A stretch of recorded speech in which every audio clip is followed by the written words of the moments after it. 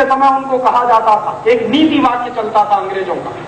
अंग्रेजों के जमाने में जितने टैक्सेशन कलेक्शन के ऑफिसर होते थे, जो टैक्स वसूल करने का काम करते थे, चाहे इनकम टैक्स के हो, चाहे सेंट्रल एक्साइज डिपार्टमेंट के हो, चाहे ऑक्ट्रॉय के हो, चाहे जिस डिपार्टमेंट के, उन सारे अधिकारियों को एक बात कही जाती थी और याद कराई जाती थी कि आप रेवेन्यू कलेक्शन करें या न करें, टैक्स वसूलें या न वसूलें, आपका मूल काम है हिंदुस्तानी व्यापारियों को इतना परेशान करिए कि वो अपना व्यापार बंद कर दे ताकि अंग्रेजों का व्यापार चले इस देश में।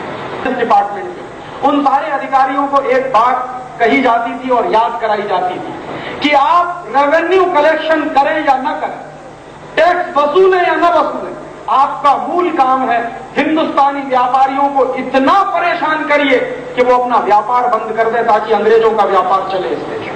ये सिखाया जाता था बाहर। और ये ट्रेनिंग जो अंग्रेजों के जमाने में टैक्सेशन के डिपार्टमेंट के अधिकारियों को दी जाती थी, वही ट्रेनिंग आज भी चालू है। और आज भी अधिकारियों को यही सिखाया जाता है कि आप टैक्स वसूल कर पाए या न कर पाए, लेकिन आप व्यापारियों को, पूंजीपतियों को, उद्योगपतियों को इतना परेशान करिए कि वो मजबूर होकर अपने कारखाना बंद कर दें। ये अंग्रेजी सरकार की नीति थी, वही नीति इस देश में आज भी चलती है। और आप बताइए, आप में से जो भी आदमी कारखाना चलाता है, आप बताइए एक्साइज वाले आपको परेशान करते हैं कि नहीं करते? आप बताइए इनकम टैक्स वाले आपको परेशान करते हैं कि नहीं करते? आप बताइए आपको सेल्स टैक्स वाले परेशान करते हैं कि नहीं करते? ऑक्ट्रॉय वाले परेशान करते हैं कि नहीं करते? टोल टैक्स वाले परेशान करते हैं नहीं? ये व्यापारियों को परेशान करने की नीति अंग्रेजों ने बनाई थी, वही नीति हिंदुस्तान में आज भी चल रही है आजादी के 50 साल के बाद। कैसे माने कि देश आजाद? हिंदुस्तान में एक राजा था जिसका नाम था चंद्रगुप्त। बाद में वो विक्रमादित्य हो गया और उसको विक्रमादित्य बनाने का काम चाणक्य ने किया। एक बार चाणक्य और चंद्रगुप्त का झगड़ा हुआ। क्या झगड़ा हुआ? चंद्रगुप्त ने कहा चाणक्य से, चाणक्य प्रधानमंत्री था, चंद्रगुप्त राजा था। चाणक्य ने चंद्रगुप्त को राजा बनाया था, वरना चंद्रगुप्त की कोई अपनी हैसियत नहीं थी कि वो राजा बन पाए। तो एक बार चंद्रगुप्त जब राजा हो गया तो चाणक्य के साथ उसने एक बात कही। क्या कहा? उसने कहा कि मुझे अपना खजाना भरना है तो टैक्स बढ़ाना है। तो चाणक्य ने कहा कि चंद्रगुप्त ये गलती कभी दोबारा मत कर देना, मैंने तुमको अगर राजा बनाया है तो तुमको धूल में भी मिला सकता हूं। तो चंद्रगुप्त ने पूछा क्यों?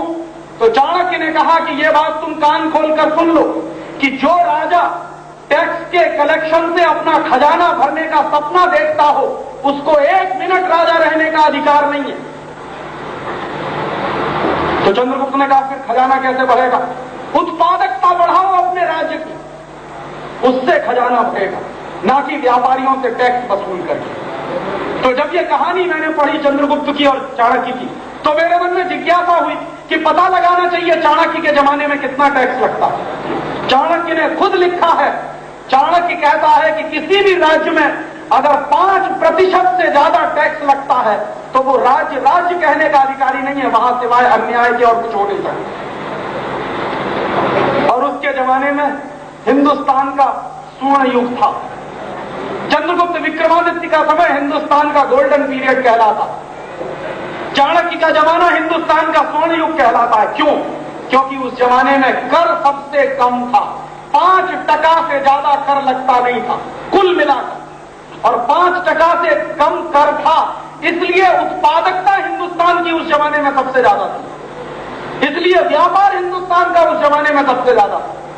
दुनिया में कुल जितना व्यापार चलता था उसका 1/3 व्यापार अकेले हिंदुस्तान का चलता था उस जमाने में। तो इसलिए इतना व्यापार था, इतनी उत्पादकता थी, इतनी समृद्धि थी, और इसलिए इतना कैपिटल फॉर्मेशन था क्योंकि टैक्सेशन बहुत कम थे, टैक्सेशन के कानून बहुत आसान थे। और चाणक्य खुद मानता था कि 5% से ज्यादा अगर टैक्स है तो वो राजा अन्यायी है, इसलिए वो जमाना स्वर्ण युग कहलाता है। अंग्रेजों ने उसको पूरी तरह से खलास किया था। 97% तो सिर्फ उन्होंने इनकम टैक्स लगा दिया था। कुल मिलाकर टोटल टैक्स अंग्रेजों के जमाने में लगभग 127% का बैठता था। इतना टैक्स उन्होंने लगाया। और उसके बारे में जब बहस चली अंग्रेजों के पार्लियामेंट में, तो अंग्रेजी सरकार के जो वो थे प्रतिनिधि, जो एमपीज हुआ करते, वो कहते थे कि ये 2 काम होंगे, जितना टैक्स बढ़ेगा हिंदुस्तानी व्यापारियों पर उसके 2 नतीजे निकलेंगे। पहला नतीजा या तो हिंदुस्तानी व्यापारी खलास हो जाएंगे, बर्बाद हो जाएंगे, और या हिंदुस्तानी व्यापारी बेईमान हो जाएंगे। बेईमान क्यों हो जाएंगे? क्योंकि आप ज्यादा से ज्यादा टैक्स लगाओगे तो व्यापारी टैक्स की चोरी करेगा, और व्यापारी अगर टैक्स की चोरी करेगा तो बेईमान हो जाएगा। बेईमान हो जाएगा तो बेईमान आदमी को गुलाम बनाना सबसे आसान होता है, तो वो कहते थे कि गुलाम बनाना उनको आसान हो जाएगा। और या वो हिंदुस्तानी व्यापारी बर्बाद ही हो जाएंगे, खलास ही हो जाएंगे, और जब हिंदुस्तानी व्यापारी खलास हो जाएंगे, बर्बाद हो जाएंगे, तो हिंदुस्तान में फिर अंग्रेजों का ही व्यापार चलेगा और अंग्रेजी कंपनियों का ही माल बिकेगा। तो उन्होंने कहा दोनों ही उद्देश्य हमारे हित में है, इसलिए उन्होंने ये टैक्सेशन के कानून चलाए थे, और वही टैक्सेशन के कानून आजादी के 50 साल के बाद भी चल रहे हैं। जो अंग्रेजों की नीतियां थी कि अंग्रेजों के देश का माल इस देश में आए तो टैक्स फ्री बिके, और हिंदुस्तानी माल जो हिंदुस्तान में बने और बिके उस पर टैक्स लगाया जाए, वही काम पिछले 5 और 6 साल से हो रहा है ग्लोबलाइजेशन के नाम पर। पिछले 5-6 साल से क्या चल रहा है? जितना माल विदेशों से आ रहा है उस पर ड्यूटीज खत्म किए जा रहे हैं, इंपोर्ट ड्यूटीज खत्म किए जा रहे हैं, और बाहर से आने वाले माल पर जब ड्यूटीज खत्म किए जा रहे हैं, टैक्स खत्म किए जा रहे हैं, तो बाहर का माल सस्ता होता चला जा रहा है, और हिंदुस्तानी व्यापारियों पर और हिंदुस्तानी उद्योगपतियों पर वैसे के वैसे ही टैक्स लगे हुए हैं, तो हिंदुस्तानी माल महंगा होता चला जा रहा है। नतीजे क्या निकल रहे हैं? वही नतीजे निकल रहे हैं जो अंग्रेजों के जमाने में निकले। हिंदुस्तानी कारखाने बंद होते चले गए, आज भी वही नतीजे निकल रहे हैं कि हिंदुस्तानी कारखाने बंद होते चले जा रहे हैं। मैं आपको 2-3 उदाहरण दे सकता हूं। विदेशों से स्टील आता है इस देश में, विदेशों से आने वाले स्टील पर ड्यूटीज खत्म कर दी है भारत सरकार, काफी कम कर दी, तो विदेशों का स्टील अब बिक रहा है इस देश में बहुत सस्ता, और स्वदेशी स्टील बनाने वाले जो कारखाने हैं उन पर जो ड्यूटीज लगाई गई थी वो वैसी की वैसी ही, उनमें बहुत कम कटौती की गई है। विदेशी स्टील के ऊपर जो ड्यूटी लगती थी इंपोर्ट की, वो बहुत बुरी तरह से कम कर दी। नतीजा क्या निकला है? विदेशों से आने वाला स्टील इस समय 8,000 रुपए टन में बिक रहा है, और स्वदेशी स्टील इस देश में 13,000 रुपए टन में बन रहा है। तो स्वदेशी स्टील बनाने वाले कारखाने धीरे धीरे धीरे धीरे बंद होते चले जा रहे हैं, विदेशी स्टील सारे देश के बाजारों में बिक रहा है। और हमारे देश का सबसे बड़ा पब्लिक सेक्टर का कारखाना है जिसका नाम है steel authority of India limited, वो steel authority of India limited के प्रोडक्शन यूनिट्स बंद होते चले जा रहे हैं, क्योंकि उनका स्टील बिकता नहीं, बाहर का स्टील सस्ता है, स्वदेशी स्टील महंगा है। ये नीति अंग्रेजों के जमाने में बनती थी, वही नीति आज आजादी के 50 साल के बाद चल रही है। ऐसे ही एक दूसरा उदाहरण दूं, एक परदेशी कंपनी है, वो चश्मा बेचती है, उसका नाम है रेबन। रेबन कंपनी के जो चश्मे इस देश में आते हैं उनको भी ड्यूटीज फ्री किया, उनके ऊपर भी टैक्स कम कर दिया, काफी कम कर दिया। और उनके ऊपर जब टैक्स कम किया है, काफी कम कर दिया है विदेशों से आने वाले रेबन के चश्मे पर, तो स्वदेशी चश्मे बनाने वाले हजारों कारखाने बंद हो गए। बंबई के ही बारे में मुझे कोई भाई बोलता था, पालघर के इलाके में राजीव भाई, वो बोल रहा था कि 1000 से ज्यादा छोटे प्रोडक्शन यूनिट थे पालघर और आसपास के इलाके में, सब बंद हो गए, क्योंकि चश्मा बनाने वाली रेबन कंपनी का माल टैक्स फ्री है। हिंदुस्तान में लोग जो बनाते हैं उनके ऊपर टैक्स है। और ऐसे 1-2 नहीं, ऐसे और भी उदाहरण। हिंदुस्तान में जो इलेक्ट्रॉनिक्स की कंपनी है, हिंदुस्तान में जो इलेक्ट्रॉनिक्स के आइटम बनाने वाली कंपनियां, उन इलेक्ट्रॉनिक्स के आइटम बनाने वाली हमारे देश की कंपनियों पर टैक्स लगे हुए, और विदेशों से आने वाली इलेक्ट्रॉनिक्स की कंपनियों पर टैक्स खत्म किया। तो विदेशी टेलीविजन सस्ता है, स्वदेशी टेलीविजन महंगा, क्योंकि विदेशी टेलीविजन में इस्तेमाल होने वाले सारे उपकरणों पर ड्यूटीज खत्म कर दिए गए हैं, और हिंदुस्तान में स्वदेशी बनाने वाले उपकरणों पर टैक्स वैसे का वैसे ही लगा। तो वो हजारों कारखाने बंद हुए। और पिछले 6 साल में हिंदुस्तान में कितने लोग बेरोजगार हुए हैं, कितने कारखाने बंद हुए होंगे, उसका एक आंकड़ा, एक बहुत बड़ा संस्थान है जिसका नाम है ILO, international labour organisation. International labour organisation की रिपोर्ट आई है, हर साल उनकी रिपोर्ट छपती है, इस साल भी छपी, और उनकी रिपोर्ट ये कहती है कि पिछले 6 साल में जब से हिंदुस्तान में ये फ्री ट्रेड चला है, ग्लोबलाइजेशन चला है, हर साल औसतन 35 से 40 लाख लोग बेकार हुए हैं हर साल। और अगर हर साल 35 से 40 लाख लोग बेकार हुए हैं तो कितने हजार कारखाने इस देश में बंद हुए होंगे। हिंदुस्तान की सरकार खुद कहती है कि इस देश में 40,000 से ज्यादा प्रोडक्शन यूनिट पिछले 6 साल में या तो सिक हो गए हैं या बंद हो गए। क्यों बंद हो? क्योंकि वो जो माल बनाते थे वो विदेशों से आने लगा, सस्ता आने लगा, तो वो बेचारे कैसे अपना कारखाना चलाएं। ये अंग्रेजों की सरकार की नीति है, वही नीति आजादी के 50 साल के बाद चल रही है। इसलिए मैं कहता हूं कि ये देश आज भी उतना ही गुलाम है जितना अंग्रेजों के जमाने में था। अंग्रेजों ने ऐसे ही हिंदुस्तान को बर्बाद करने के लिए कुछ और भी नीतियां बनाई थी, कुछ और भी कानून बनाए थे। सन 1865 में अंग्रेजों की सरकार ने एक कानून इस देश में बनाया था जिसका नाम था इंडियन फॉरेस्ट एक्ट। और वो कानून अंग्रेजों ने क्यों बनाया? क्योंकि हिंदुस्तान में जो जंगल होते थे वो गांव समाज की संपत्ति होते थे। गांव के लोग जंगलों पर अधिकार रखते थे और गांव समाज की संपत्ति होते थे जंगल, तो गांव की पंचायतें फैसला करती थी जंगल के बारे में, जंगल कटेगा कि नहीं कटेगा। अंग्रेजों को हिंदुस्तान के जंगल लूटने थे क्योंकि हिंदुस्तान के जंगलों में बेशकीमती संपत्ति है। हमारी सोने की खदानें जंगलों में, हमारी चांदी की खदानें जंगलों में, हमारी हीरे की खदानें जंगलों में, हमारी कोलसा की खदानें जंगलों में, हमारी हिंदुस्तान की तमाम दूसरी खदानें जंगलों में, आयरन की खदानें जितनी हैं वो सब जंगलों में, बेशकीमती लकड़ी भी जंगलों से मिलती है। तो अंग्रेज सरकार को हिंदुस्तान के जंगल कटवाने थे और बर्बाद करने थे, इसके लिए उन्होंने एक कानून बना दिया। उस कानून के चलते क्या हुआ कि पहले जो जंगल गांव समाज की संपत्ति होते थे, ग्राम पंचायत की संपत्ति होते थे, वो जंगल फिर अंग्रेजी सरकार की संपत्ति हो गए, स्टेट प्रॉपर्टी हो गए।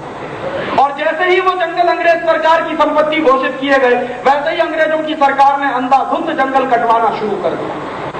मैं एक बार राजस्थान के एक इलाके में गया था, अलवर के पास। उस इलाके में एक जाति रहती है, उसका नाम है बिश्नोई जाति। बिश्नोई जाति के लोगों के गांव में एक बार मैं गया था व्याख्यान करने। तो वहां के सरपंच से मैंने पूछा कि पहले आप अपने गांव की कहानी मुझे बताइए। तो सरपंच ने कहा, राजीव भाई हम तो आपको बुला के लाए व्याख्यान करने के लिए। मैंने कहा मैं व्याख्यान बाद में करूंगा, पहले आपकी कहानी सुनूं। तो उस बिश्नोई गांव के सरपंच ने मुझे बताया कि एक बार हमारे गांव में अंग्रेजों ने कत्लेआम मचाया। मैंने कहा क्यों? तो उसने कहा कि हमारा गांव, ये जो बिश्नोई जाति का गांव है, इसकी एक विशेषता है। मैंने कहा क्या विशेषता है? कि हम कभी पेड़ों को कटने नहीं देते, चाहे हमारा आदमी कट जाए लेकिन पेड़ नहीं कट सकते। तो मैंने कहा अंग्रेजों की सरकार ने क्या किया था?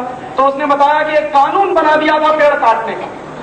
तो मैं समझ गया कि 1865 के कानून की बात कर रहा हूं। तब उसने बताया कि अंग्रेजों के ठेकेदार आते थे, अंग्रेजों की पुलिस आती, और अंग्रेजों की पुलिस हमारे जंगल काटती, हमारे पेड़ काटती। तो हमारे गांव की जाति की महिलाएं पेड़ पकड़ के खड़ी हो जाती। तो पहले महिला कटती थी, उसके बाद पेड़ कटता। हजारों हजारों महिलाएं कटी थी उस बिश्नोई जाति के गांव में। हजारों हजारों नौजवान युवक कट गए थे पेड़ों को बचाने के। और अंग्रेजी सरकार ने इतना जुल्म ढाया था हमारे ऊपर। मैंने कहा आपकी बात सुनकर मुझे याद आ गया कि ये कानून 1865 में अंग्रेजों ने बनाया, और उस 1865 के कानून के बाद अंग्रेजों की सरकार ने जंगल कटवाना शुरू किया। तो मैंने कहा आप जानते हैं कि वो कानून हिंदुस्तान में आजादी के 50 साल के बाद भी वैसे ही चल रहा जैसे अंग्रेजों के जमाने में चला। अंग्रेजों ने उसमें व्यवस्था क्या की थी कि अगर अंग्रेजों की सरकार चाहे तो जंगल कट सकता, लेकिन कोई हिंदुस्तानी अगर पेड़ काटने की कोशिश करे तो उसको अंग्रेजी सरकार सजा देती है। और बहुत आसानी से पेड़ काटने वाले को फांसी की सजा इस देश में दी जाती थी अंग्रेजों के जमाने में। तो अंग्रेजों की सरकार तो जंगल कटवाती थी, लेकिन कोई हिंदुस्तानी अगर पेड़ काटे तो उसको सजा दी जाती थी। वही कानून आज भी इस देश में चल रहा है। अगर आप चाहें तो अपनी सोसाइटी के सामने लगा हुआ पेड़ काट नहीं सकते। अगर आपने काट दिया और आपकी शिकायत कर दी गई डिस्ट्रिक्ट फॉरेस्ट ऑफिसर से, तो आपके ऊपर केस चलेगा। और दूसरी तरफ भारत सरकार चाहे तो लाखों करोड़ों पेड़ काटने के लिए लाइसेंस दे सकती है विदेशी कंपनी, और वो मिला हुआ। आप इस देश में एक पेड़ काट नहीं सकते, लेकिन हिंदुस्तान में कुछ विदेशी कंपनियां हैं जो हर साल करोड़ों करोड़ों पेड़ काटती हैं। एक विदेशी कंपनी है, उसका नाम है आईटीसी। ये कंपनी सिगरेट बनाती है। इसकी सिगरेट जो सबसे ज्यादा बिकती है उसका नाम है विल्स। ऐसी 14-15 सिगरेट इस कंपनी की बनती। इस कंपनी के कारखाने में जितने प्रोडक्शन यूनिट्स हैं सारे देश में, इस कंपनी के 90 अरब सिगरेट बनती है एक साल। और 90 अरब सिगरेट बनाने के लिए इस कंपनी को कागज की जरूरत पड़ती है, क्योंकि तंबाकू तो खेतों से पैदा होती है। तंबाकू के ऊपर जो कागज लपेटा जाता है वो पेड़ काटकर ही बनता है। 500 सिगरेट का कागज बनाने के लिए यह कंपनी एक पेड़ काट देती है, और हर साल ये कंपनी 1400 करोड़ पेड़ काटती है। उसको लाइसेंस मिला हुआ। आप अगर एक पेड़ काटें तो आपको जेल हो जाएगी, आपके ऊपर मुकदमा चलेगा। कौन सा देश है, किस देश में आप रह रहे हैं। ये अत्याचारी कानून अंग्रेजों ने बनाया था और चलाया था, समझ में आता है, लेकिन आजादी के 50 साल के बाद भी अगर वही चल रहा है, कैसे माने कि देश आजाद। अंग्रेजों ने ऐसे ही 1860 में एक कानून बना दिया था, पुलिस का कानून। इंडियन पुलिस सर्विस नाम की एक सर्विस बनाई थी अंग्रेजों, और उसके आधार पर पुलिस का एक्ट बनाया। और वो पुलिस का कानून अंग्रेजों ने क्यों लागू किया इस देश में? 1857 में क्रांति हो गई थी, विद्रोह हो गया, और उस क्रांति में क्या हुआ था, मंगल पांडे नाम के एक हिंदुस्तानी व्यक्ति ने अंग्रेजों के एक पुलिस ऑफिसर को गोली से मार दिया, शूट कर दिया। क्यों? क्योंकि मंगल पांडे को पता चला कि जो कारतूस उसको दिए जाते हैं इस्तेमाल करने के लिए, उसमें गाय की चर्बी लगी रहती। तो गाय की चर्बी लगे हुए कारतूस वो मुंह से खोलना, उसको लगता था कि इससे बड़ा पाप कोई दूसरा नहीं हो सकता। तो जो अंग्रेज ऑफिसर उसको वो कारतूस देता था खोलने के लिए, उसी अंग्रेज ऑफिसर की उसने हत्या की। उसके हाथ में बंदूक होती। तो अंग्रेजों की पुलिस परेशान हो गई, अंग्रेजों के सिपाही परेशान हो गए। मंगल पांडे को उन्होंने फांसी दी थी बैरकपुर की छावनी में, और जैसे ही मंगल पांडे को फांसी हुई बैरकपुर की छावनी में, वैसे ही हिंदुस्तान के गांव-गांव में, गली गली में क्रांति की आग लगना शुरू हो गई। जगह जगह नौजवानों के मंडल खड़े हो गए, पूरे देश में अंग्रेजों के खिलाफ बगावत फैल गई।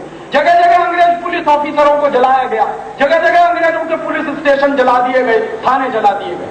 अंग्रेजी सरकार परेशान हो गई। ब्रिटिश पार्लियामेंट में बहस चली कि कैसे इस क्रांति को दबाया जाए। तो सबसे पहला काम ब्रिटिश पार्लियामेंट में जब बहस चली, तो हिंदुस्तान में जो ब्रिटेन की सरकार थी उसने क्या किया कि मंगल पांडे एक हिंदुस्तानी आदमी था, उसके हाथ में बंदूक थी, उस बंदूक से उसने अंग्रेज पुलिस ऑफिसर को गोली से मार दिया। सबसे पहला काम यह किया जाए कि जितने हिंदुस्तानी सिपाही अंग्रेजों की फौज में है, सबसे बंदूकें छीन ली जाए और उसके बदले उनके हाथ में डंडा पकड़ा दिया जाए। वही डंडा लिए हुए आज भी इस देश का सिपाही घूमता है।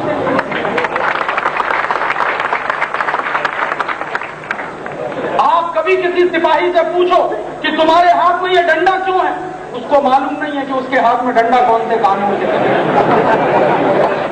वो कानून अंग्रेजों की सरकार ने बनाया। और उसी कानून के बाद अंग्रेजों ने एक दूसरा फैसला और किया कि कोई भी अंग्रेजी पुलिस ऑफिसर होगा, वो अंग्रेजी पुलिस ऑफिसर हिंदुस्तान के क्रांतिकारियों पर लाठी चार्ज करेगा या गोली चलाएगा, तो उस हर अंग्रेज पुलिस ऑफिसर को राइट टू ऑफेंस होगा, लेकिन पिटने वाले और मरने वाले को राइट टू डिफेंस नहीं होगा। ये एक दूसरा काम उन्होंने किया। तो अंग्रेजों के सिपाही फिर हिंदुस्तानी क्रांतिकारियों पर लाठी चार्ज करते और हिंदुस्तानी क्रांतिकारियों पर गोलियां चलाते। अंग्रेजों के सिपाहियों की गोलियों से जितने हिंदुस्तानी मारे गए, कभी किसी अंग्रेज सिपाही को सजा नहीं हुई। क्यों? क्योंकि उनको राइट टू ऑफेंस था, मरने वाले को राइट टू डिफेंस नहीं था। और इसके दो दाखिले में दे सकता। पहला दाखिला तो वही सैंडर्स नाम के एक अंग्रेज पुलिस ऑफिसर ने लाला लाजपत राय पर लाठीचार्ज किया था और लाला लाजपत राय की हत्या की थी उसने। बाद में सैंडर्स के ऊपर जब मुकदमा चलाया गया अंग्रेजी न्यायालय में, तो सैंडर्स को बाइज्जत बरी कर दिया गया। जज ने फैसला क्या सुना? जज ने कहा कि सैंडर्स को राइट टू ऑफेंस था, लाला लाजपत राय को राइट टू डिफेंस नहीं था, इसलिए सैंडर्स को कोई सजा नहीं मिली। दूसरा मुकदमा चला था डायर के ऊपर। 1919 के जलियांवाला बाग में 2000 लोगों को गोली से मार दिया था। डायर के ऊपर केस चला, डायर भी छूट गया। आधार क्या था? अंग्रेजी पुलिस का कानून, जिसमें कहा गया डायर को राइट टू ऑफेंस था, मरने वालों को राइट टू डिफेंस नहीं, इसलिए डायर भी छूट गया। और आज आजादी के 50 साल के बाद भी जब जब पुलिस के गोलीकांड होते हैं, जब जब पुलिस के लाठीचार्ज होते हैं, एक भी पुलिस ऑफिसर का आप मुझे नाम बताइए कि आजादी के 50 साल के बाद उसको कोई सजा मिली हो इस बात के लिए कि उसने इतने लोगों को गोली से मारा। अंग्रेजों के जमाने में यह होता था, और आजादी के 50 साल के बाद भी अगर वही हो, तो कैसे कहें कि अंग्रेजों के जमाने और आज के जमाने में कोई फर्क है? आज भी पुलिस के लोग गोली चार्ज करते हैं, गोली मारते हैं, चलाते हैं, मर जाते हैं लोग, लाठी चार्ज करते हैं हमारे जैसे लोगों पर, हम घायल होते हैं, तो भी उस पुलिस ऑफिसर के ऊपर कोई केस नहीं बनता, क्योंकि उसको राइट टू ऑफेंस है, पिटने वाले को राइट टू डिफेंस नहीं है। ये अंग्रेजों का बनाया हुआ काला कानून है, वही इस देश में आजादी के 50 साल के बाद भी चल रहा है। कैसे कहेंगे देश आजाद? 1860 में ऐसे ही अंग्रेजों ने एक कानून बना दिया था जिसका नाम था इंडियन सिविल सर्विस एक्ट, और उस इंडियन सिविल सर्विस एक्ट के नाम पर एक कलेक्टर नाम की पोस्ट बनाई। और उस कलेक्टर का काम क्या था? गांव-गांव के लोगों से जबरदस्ती रेवेन्यू कलेक्ट करता था, लगान वसूलता, और गांव-गांव के लोगों को मारपीट कर उनका लगान वसूला किया जाता था। वही कलेक्टर नाम की पोस्ट जो अंग्रेजों ने बनाई थी 1860 में, वही आज भी चलती है इस देश में। उस इंडियन सिविल सर्विस एक्ट के कानून का नाम बस इतना ही बदला गया है, इंडियन एडमिनिस्ट्रेटिव एक्ट कर दिया गया, बाकी सब कुछ वही है जो अंग्रेजों के जमाने में चलता। किताबें भी उनको वही पढ़ाई जाती हैं जो अंग्रेजों के जमाने में पढ़ाई जाती है, सिलेबस भी उनका वही है जो अंग्रेजों के जमाने में पढ़ाया जाता है। अंग्रेजों के जमाने में हिंदुस्तान की हिस्ट्री पढ़ाई जाती थी, एक अंग्रेज की लिखी हुई जिसका नाम था जेम्स मिल। जेम्स मिल ने हिस्ट्री ऑफ ब्रिटिश इंडिया लिखी। वही जेम्स मिल की हिस्ट्री ऑफ ब्रिटिश इंडिया जो अंग्रेजों के जमाने में आई थी तो ऑफिसर्स को पढ़ाई जाती थी, वही आजादी के 50 साल के बाद आज भी पढ़ाई जाती है। और वो history of British India James मिल ने बहुत तोड़ मरोड़ कर बहुत ही डिस्टॉर्टेड रूप में लिखी है। वही हिस्ट्री हिंदुस्तान के बड़े बड़े बुद्धिजीवी पढ़ते हैं और वो कहते हैं कि असली इतिहास वही है जो वो पढ़ रहे हैं अंग्रेजों का लिखा। दुर्भाग्य तो ये है,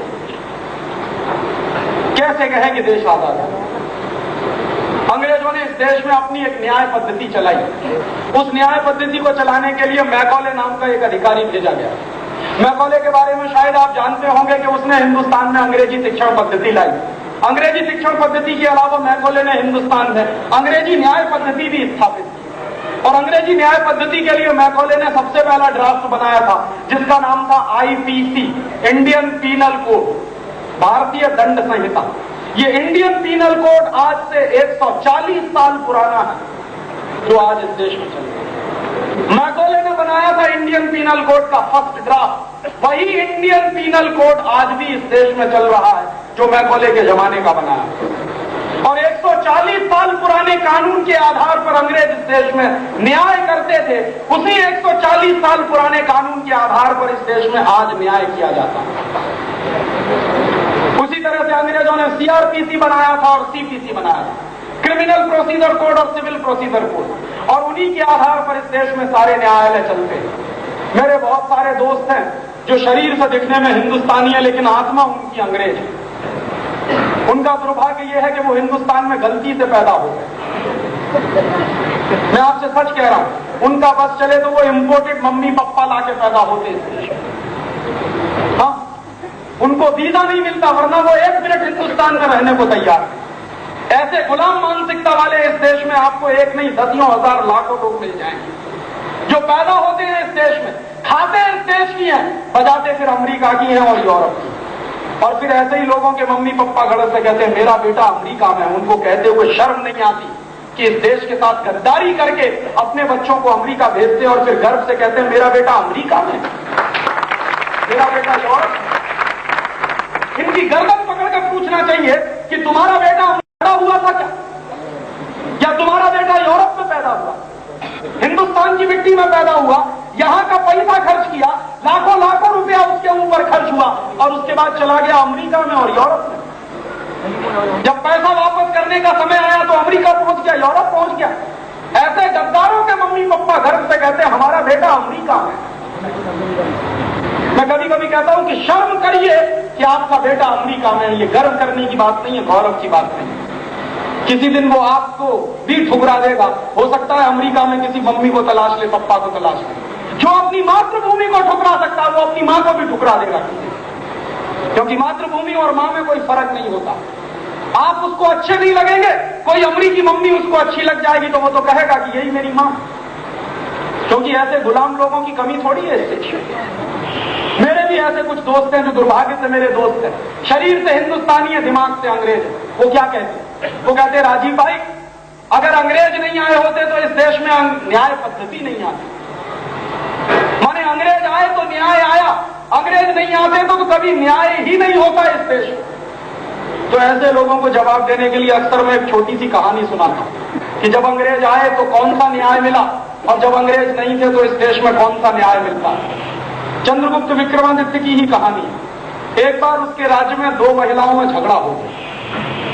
एक छोटा सा बच्चा था, 2 महिलाएं थी। एक मां कहती थी ये मेरा है, दूसरी मां कहती थी मेरा। दोनों का झगड़ा राजा के दरबार में गया। राजा ने अपनी जुडिशियल काउंसिल बुलाई। जुडिशियल काउंसिल के सामने वो मुकदमा पेश हुआ और उस मुकदमे में राजा ने एक मां से कहा कि तुम सिद्ध करो कि ये बच्चा तुम्हारा। तो एक मां खड़ी हो गई, उसने सिद्ध कर दिया ये मेरा बच्चा। फिर उसने दूसरी मां से कहा कि अब तुम सिद्ध करो कि ये बच्चा तुम्हारा। दूसरी मां खड़ी हो गई, उसने भी सिद्ध कर दिया कि ये मेरा बच्चा।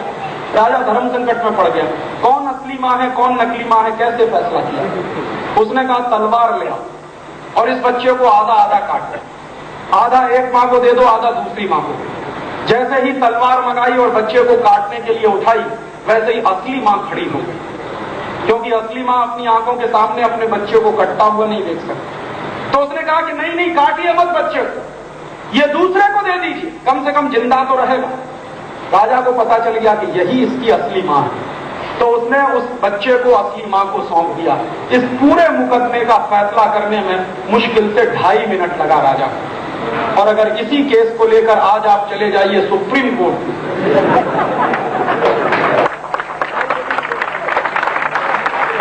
तो कम से कम 20 साल लग जाएंगे। ये फैसला नहीं हो पाएगा कि कौन असली मां है और कौन नकली मां है।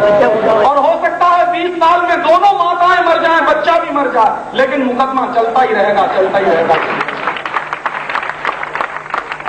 जो जब अंग्रेज नहीं थे इस देश में, तो कौन सी न्याय पद्धति थी कि 2.5 मिनट में न्याय मिलता था।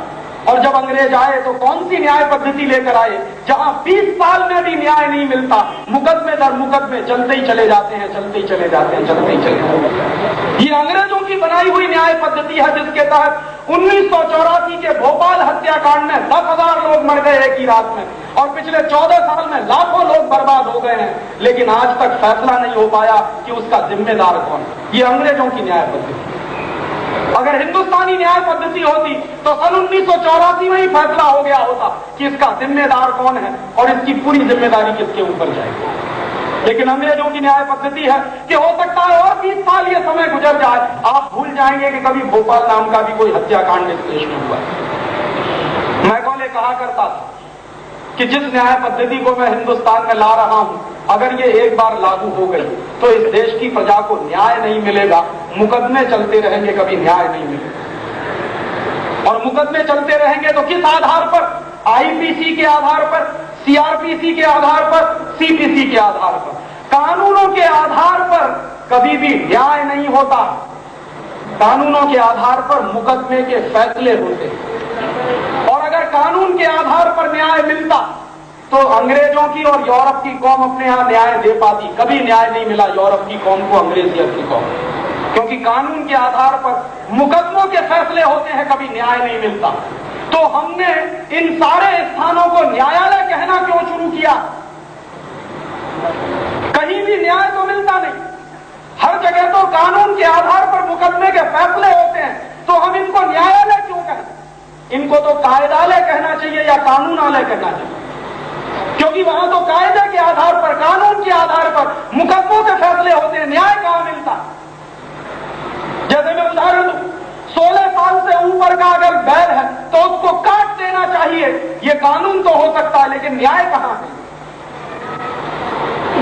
क्योंकि अगर 16 साल से ऊपर मेरी मां है, मेरे बाप है, मेरे बुजुर्ग हो गए हैं, उनको काट देना चाहिए क्या? क्योंकि गाय बूढ़ी हो गई है, क्योंकि बैल बूढ़ा हो गया, इसलिए काट देना चाहिए, तो ये न्याय तो नहीं हुआ। कानून के आधार पर फैसला हो गया कि बूढ़े गाय बैल को काट देना चाहिए, न्याय कहां है?